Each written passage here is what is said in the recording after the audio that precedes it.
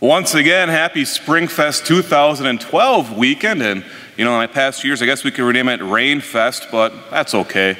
God still has a plan, right? But I love Springfest. It's amazing to see all the parishioners here in a relaxed atmosphere, all the volunteer hours, and I also love bringing my family here over Springfest to show you all off, to show off Epiphany to my family. And on Friday night, I had the opportunity for most of my family, everyone but my brother Mark and his 3 children and wife from Cincinnati, but everyone else came, which I think I had like 4 nieces here and 2 nephews, all my brothers and sisters, and it was awesome. They went around and I showed off my nieces and nephews. It was great, and they had a great time. But looking at my nieces and nephews, I always wonder, what are they thinking? The oldest one right now is 7. And that would be Erica, who lives in Cincinnati, but Maggie's 7 as well. And they always let me know, Uncle Alex, I'm 7, I'm grown up now. And I go, I know you're grown up. This is why you can now go and receive, the Eucharist for the first time this year. They both received First Communion. They also both went to confession, which means what? Now they have the age of reason. They know what's right and wrong. But it also means that they're growing up. I remember when they were born, and it was this, you all know this. You have children, right?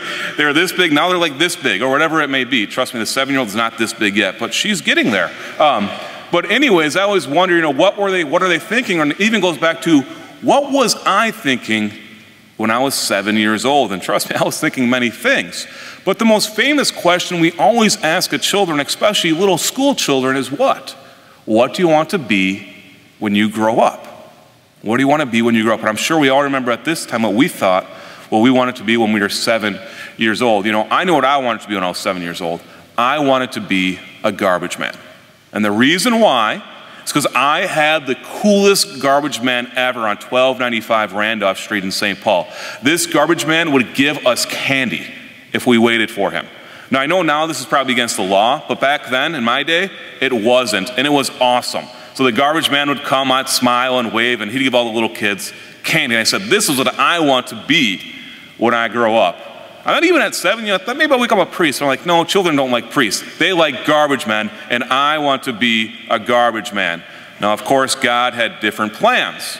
But this is amazing. As a child, you always think, what are you going to be when you grow up? But then you grow up, and you become a priest, or you become a teacher, a social worker, a nurse, an accountant, whatever it may be. And you stop thinking, what do I want to be when I grow up? And you can almost hit this rut where you're like, I finally reached my completion. I finally grown up to what I'm called to be. And of course, this is false. This is false because we're not supposed to stop asking this question, and we're supposed to rephrase it maybe in a different way to not what do you want to be when you grow up, but to a little different question of where do you want to be when this world ends? And this should be our ultimate desire. This weekend we're celebrating the Ascension of the Lord. And what a beautiful day it is to realize that the Lord has ascended into heaven, but to why? So that he could show us the way to heaven. So that he has shown us and wants us to follow him to be with God. And this should bring a great smile to our face. But it also should make us call to mind, what are we desiring to go? Where are we desiring to go in our life? Even why are we living this life in the first place? So what is our main goal in this life? Every single wedding couple that I've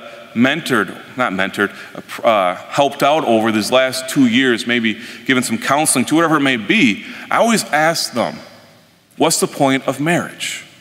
What's the point of marriage? And they say, well, Father, it's, to love each other. And I said, that's good, you need to love each other, but what's the point? And then they finally get the answer. It's to help each other what? To help each other get to heaven. Because what is our ultimate goal? It's to get to heaven.